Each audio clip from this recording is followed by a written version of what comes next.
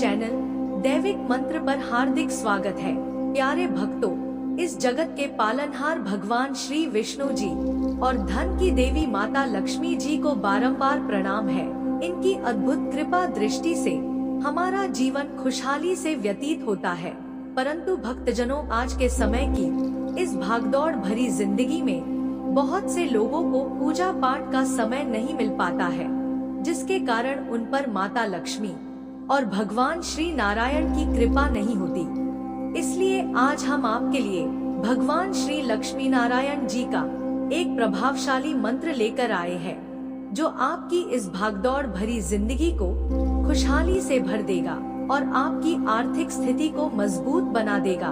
भक्तजनों, अगर आप किसी उधारी से परेशान हैं, उधार चुकता नहीं हो पा रहा है, तो इस मंत्र के 108 बार के जाप या श्रवण से लिया हुआ उधार पैसा भी चुकती होने लगेगा।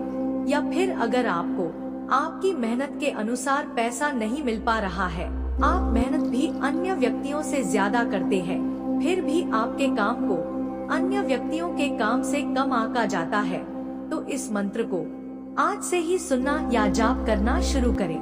आपको पहले ही दिन से परिणाम देखने को मिलेगा। बस मंत्र को पूर्ण श्रद्धा भाव से जाप या श्रवण अवश्य करें।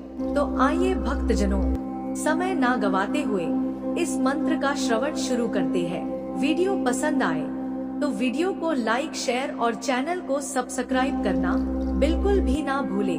साथ ही कमेंट बॉक्स में जय श्री लक्ष्मी नारायण अवश्य लिखें, ताकि आपको श्री हरि विष्णु जी का आशीर्वाद प्राप्त हो सके। ओम क्लीं बृहस्पते नमः। ओम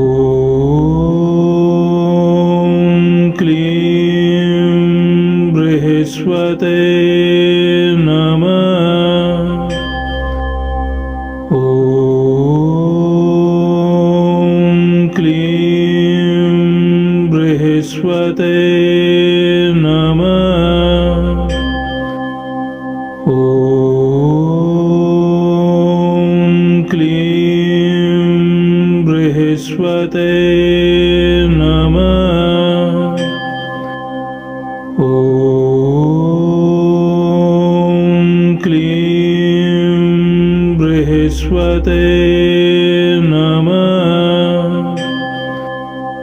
ओम क्लीं बृहस्पते नमः। ओम क्लीं बृहस्पते नमः।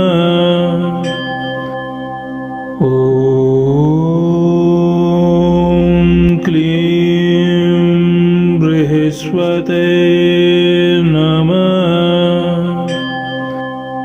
ओम क्लीं बृहस्पते नमः। ओम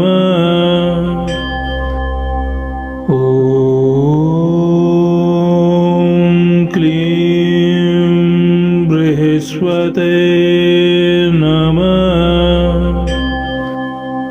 ओम क्लीं बृहस्पते नमः। ओम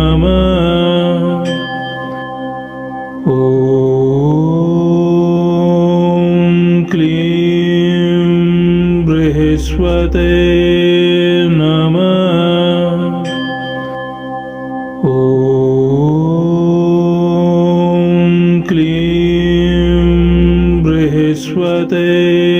नमः। ओम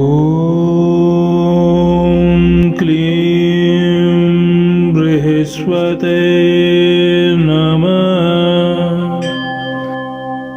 ओम क्लीं बृहस्पते नमः। ओम क्लीं बृहस्पते नमः। ओम क्लीं बृहस्पते